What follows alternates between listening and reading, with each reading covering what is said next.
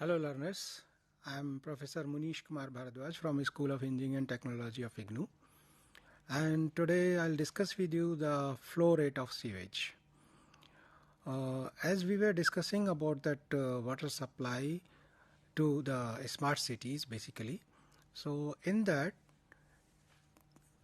this continuation basically one important topic is treating or dealing with the sewage. Because whenever we are using water, then sewage is generated, and it is very important to deal with the sewage properly. Otherwise, there are many problems. If we are not dealing the sewage properly, if we are not collecting and transporting the sewage properly, if we are not treating the sewage properly, then there will be a lot of problems. That sewage water will be on the roads, on the streets, and there will be foul smell, there will be foul scenes basically, there will be spread of many diseases.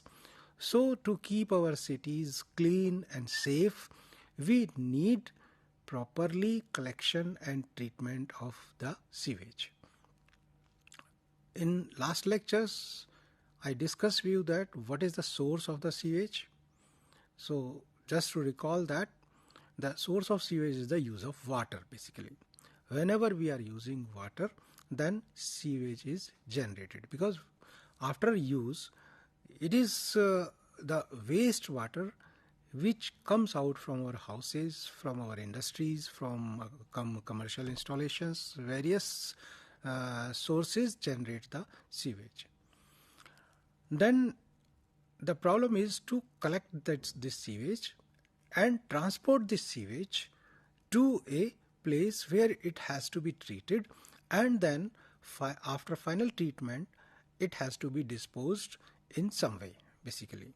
Generally it is disposed in the water bodies, generally rivers or streams after treatment, so that the streams or rivers are not polluted.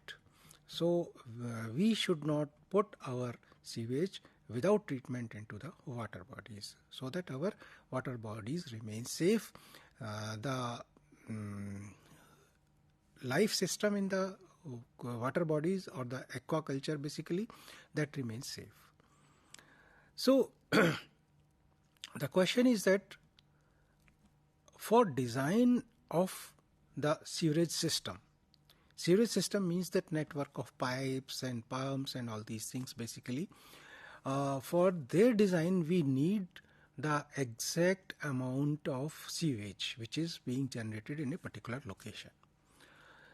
So for that simple method, I told you that the simplest thing is that first of all, this sewage is having two components, which is the municipal waste that is coming out from the houses and commercial installations or industries, and second one is the stormwater basically. So we have to calculate or estimate rather the sewage coming from the houses or commercial installations and the stormwater that is coming during the rains basically. So if we are not calculating or estimating properly this sewage, then designing of sewer lines, that is the pipes basically, sewer pipes, that will be difficult. Because if we are designing for a lesser one, then there will be an overflowing of this sewerage system, means that water will be coming out from the manholes and all these things. Again it will be creating problems. On the other part, if we are designing a bigger sewer pipes, then it will be a wastage of money, because for that we need bigger pipes which cost more. Second thing, we have to dig deep, means we have to lay these pipelines or the sewer lines deep, so there that excavation and laying these pipes, all these things will again cost a lot. So we have to be at some optimum discharge basically, for which the sewers has to be designed. So for that we should have a proper way of estimation of the sewage basically. How much runoff will come, or how much wastage will be generated, sewage will be generated, that we have to do. So simplest way is that for that calculation of the municipal sewage is that, because you know that sewage is generated because of the use of water. So it has some relationship with the water being used, amount of the water being used.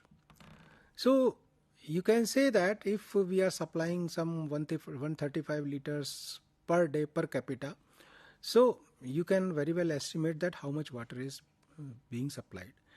But as I discussed last time also, the whole of the water being supplied is not generated as a sewage, because there are many uses, there are many consumptions which do not generate the sewage. Just like watering the gardens, watering the pots, plants in the pots, so many things, such activities are there basically, in which no sewage is generated because of the use of the water. So the whole of the water that has been supplied to a locality does not come out as a sewage. It is rather lesser. But certainly whenever there is a rain, so due to the storm water, that amount is exceeded, and that total sewage becomes more than the water supplied. So these things have to be kept in mind. So if we know that how many households are there, or what is the population, and per person how much water is supplied, so simply you can multiply the discharge into the number of persons. So every day you can expect that this much of sewage will be generated. But as I told you that the whole of the water used is not coming out as a sewage. So we have to have some methods basically. So the rate of sewage flow is also not constant. It changes. Because of that consumption pattern basically, that sewage is being generated. So like in the morning we are using lot of water for different activities. So the maximum sewage generated is generally in the morning. By the time it is noon basically, so almost all the activities are over. So the least you can expect in the midday, basically at the noon time. Again in the evening, lot many activities are done in the kitchen and other uses basically. So again that sewage generation again increases. So this sewage amount is not constant throughout the day or throughout the season even the effect of season is also there. For example, in summers a lot of water is used, so their sewage generated is more, whereas in winter season the amount of water used is less, so less amount of sewage is generated in the winters in comparison to the summer. And of course, as I told you that there is a role of the storm water in the sewage generated. So in rainy season this sewage will be highest in case of the rainy season. So this is the variation basically from day to day, from hour to hour, and from season to season. So but we have to design our sewer lines basically for the maximum discharge basically, so that its capacity is not exceeded, and it can safely transport our sewage to the treatment point or the disposal point basically. So we have to plan accordingly.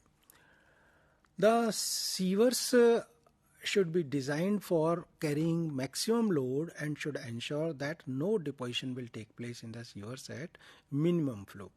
So it is also very important, basically we call it as a self-cleaning velocity, that whenever the lowest amount of sewage is flowing through the pipes or the sewer line, it should be capable of keep the sewer clean basically.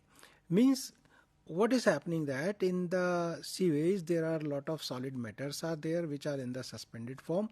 Basically, whenever there is a case of less velocity or deposition of water, then these solid matters try to settle in the bottom basically, and if this happens, basically this will settling goes on and they may clog or choke the sewer lines. So we have to ensure that at minimum flow, at minimum discharge, basically the sewers are not clogged or choked because of the deposition of material, means there should not be any chance of deposition of the solid matter in the pipelines or the sewer lines. The minimum and maximum flows are mentioned in percentage of average flow. Means we find the average flow and then we estimate these or represent these maximum flow and the minimum flow as a percentage of the average flow.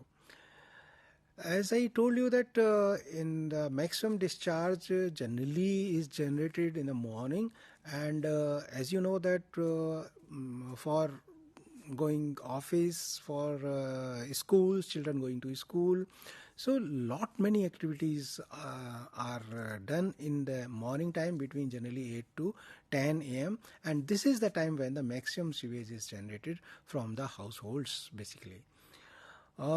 Then this value falls down and reaches minimum between the 1 p.m. to 4 p.m. because this is the time when there is hardly any activity which are using water except that urinals and your toilets basically. Then rate of flow again rises in the evening because again in the evening there is a work in the kitchen, then laundry and all these things basically, so that way slowly it again increases. So there are certain formulae which are used for estimation of the sewage discharge. One of the formula is Babbitt's formula, which says that the maximum discharge Qmax can be represented or estimated by using this formula 5 Q average divided by P to the power 0.2. Means here what is that? Qmax is the maximum rate of flow of the sewage, Q average is the AV is the average rate of flow, and P is the population in thousands. So using this formula you can calculate or estimate the Qmax, that means the maximum discharge of sewage, but there is a limitation for use of this formula, that this formula can be used only when the population lies between 1 and 1000. Now another formula is also there for estimation of the sewage, that is the Harman's formula, which says that maximum discharge, that is Qmax, is equal to 1 plus 14 by 4 plus P to the power 0.5 into Q average. So in both the formulae or equations, you see the relationship between the Q average, means the average discharge, and the maximum discharge basically. Only thing is that what is the relating factor? What is the relating factor which is correlating these Q average and the Q max in the two formula? Here there is no restriction of population for use of this formula for the estimation of the sewage. So by putting these value of P, which is the population in thousands, and the Q average, you can get the value of the maximum discharge, that is Qmax, by the Harman's formula. So using these Babbitt's formula and Harman's formula, you can very well calculate the maximum discharge if you know the average flow basically. Then climate and temperature are another principal factors which affect the sewage flow rate. As I discussed you, that if it is a summer, then there will be a more use of water, so more sewage will be generated. If it is winter, then less water will be used, means the less sewage will be generated. Then average flow is assumed to be in month of March and April, and again in the October and November months. because these are the months where the moderate use of water is there, basically not maximum, not minimum. So this flow we generally for the month of March, April, and there in October, November, this flow may be taken as the average flow, and accordingly by using the two formula which I just explained, basically we can calculate the maximum discharge or the Qmax also. The minimum rate of flow may be obtained in December, January, while the maximum flow is seen in July and June, basically. So the peak factors are used to design a flow slightly higher than the average annual flow rate. That is the ratio of peak flow to average flow. This is the average annual flow rate, which is peak flow to the average flow. So these peak factors are used to design a flow which is slightly higher than the average annual flow rate, basically. Also, maximum flow variations are reflected in domestic and lateral sewers as they receive flow directly from the source. The peak factors are used to design a flow slightly higher than the average annual rate flow, as I discussed just now. Now, what are the methods or formulae for calculation of the quantity of storm water? So till now we were discussing about the sewage, basically. Now we are coming to the storm water. So because where from this storm water is coming? This is coming from the rain. And if you simply measure the rain intensity, that will not give you directly the storm water flow, because whatever amount of water is coming down to the earth in the form of rains, it is not whole of it is not converted into the storm flow, basically. Why? Because first of all, when it is raining, there is a lot of infiltration into the ground. So when the ground is saturated, then what happens that there are some ditches, there are some depressions in the ground, there may be some vegetation. So some of that precipitation is trapped in the vegetation also. Some of the precipitation means the rain is trapped in the ditches also, or the depressions on the ground, basically. So when all these are full, then only water starts flowing and it becomes as a storm discharge. So that way, whole of the rainfall which is coming down to the earth, it does not convert into the storm flow. So we have to find a way that what amount of rainfall will generate the storm flow, basically. So for that there are different methods, and here we will discuss two methods, basically. First one is, what are these two methods? One is the rational method, another are empirical formulae method. In empirical formulae method, there are lot many formulae given by different scientists based on their experimental work, basically, and these can be used for calculation of the storm flow, though they were developed in different you can say scenario, different conditions, different geographical conditions, different climatic conditions. So any formula or method which is developed for a particular region, for a particular climate, that is valid, more valid to that conditions, basically, they preferably should not as a general formula. Another one is the rational method. In rational method, what we do, let us talk about the rational method, that it is a most commonly used method for determination of the quantity of storm water, basically. In this method, what we do, storm water flow is assumed to get affected by many factors. Like, what are the governing factors, basically we are explaining here. One is a rainfall intensity. Of course, if the rainfall intensity is more, means heavier rainfall is there, then the storm flow will be more. If the rainfall intensity is less, then certainly the less storm flow will be seen, basically. Then features of the catchment area. what is the meaning of this? Catchment area is the area where from the storm flow is generated. Means rain occurrence is there, means it is raining. Then in what area basically we are interested, from where we want to calculate this storm flow. So the features of this catchment area, or the this characteristics of that catchment area, will also govern the generation of the stream flow. Means what amount of storm flow will be generated, that will be governed by the features or characteristics of the catchment area. As I told you earlier that where it may be undulated catchment. So due to the presence of these you can say that depressions or ditches there in that catchment area, there will be a large amount of water which will be stored in that, and it will not convert into as a storm flow. Similarly, a difference will come when you say that it's a bare land or it's a vegetated land. If it is a vegetated land, lot of amount of rainfall is trapped in that vegetation and it does not convert into the storm flow.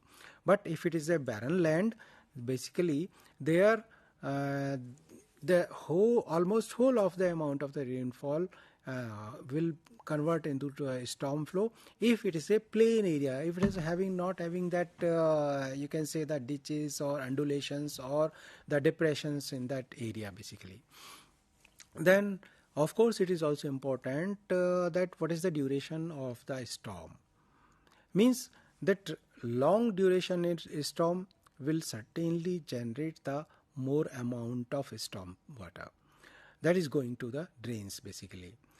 If the rainfall is for a small duration, then certainly less amount of storm flow will be there.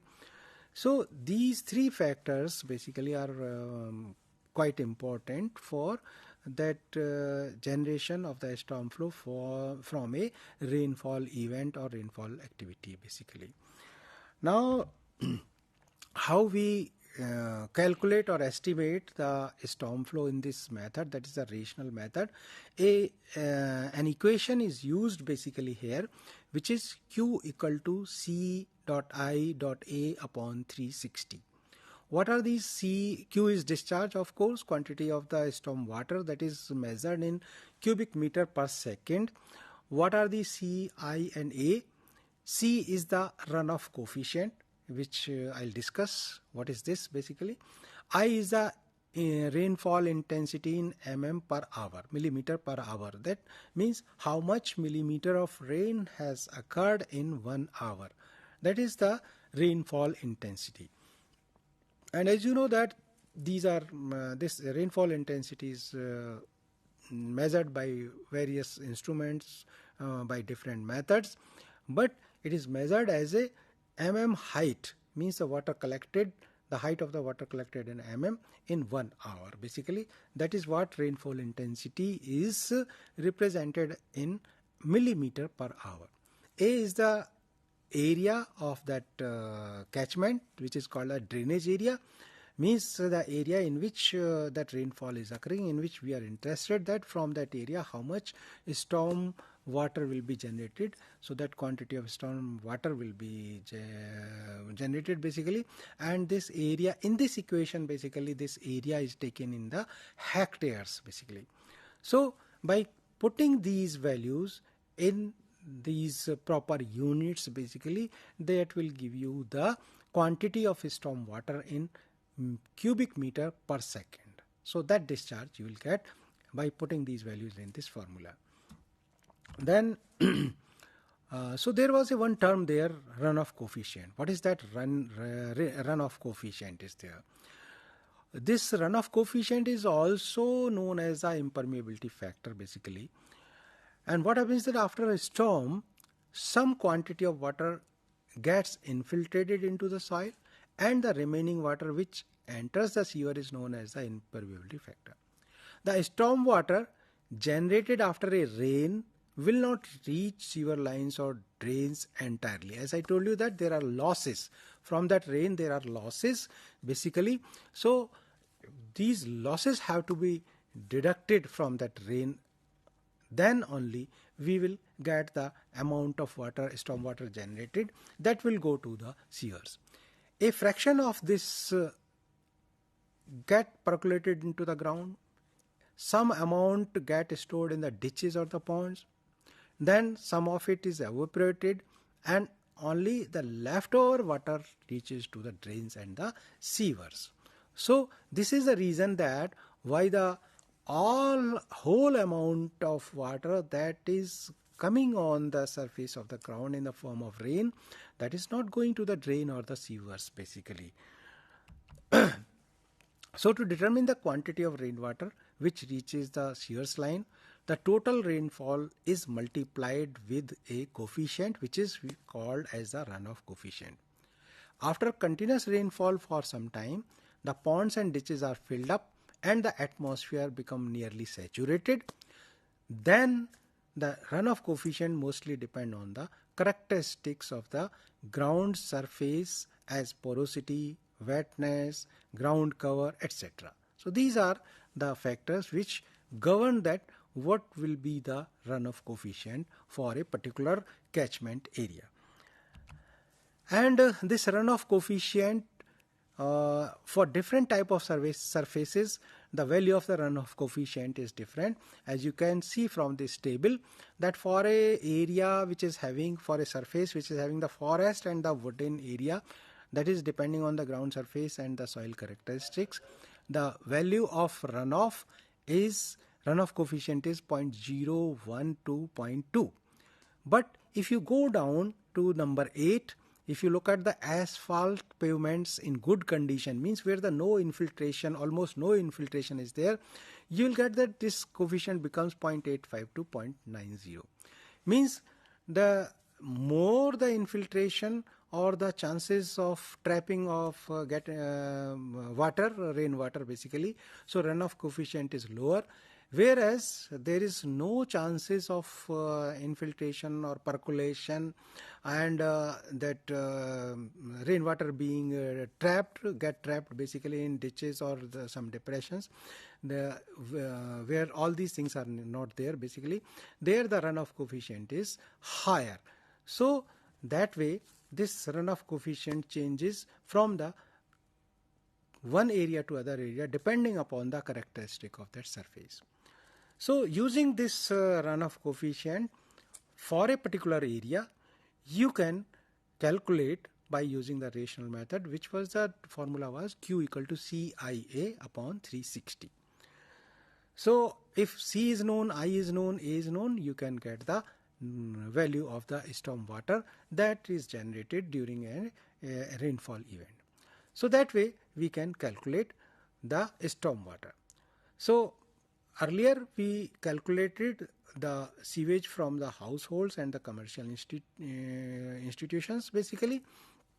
There the second component, which is the storm flow, that we can calculate by this method or some empirical formula also. So this way we can calculate the amount of sewage which is generated from a locality or area. So I hope you must have enjoyed this discussion. And I expect that you will go through the study material that is provided to you for further studies and knowledge. Thank you.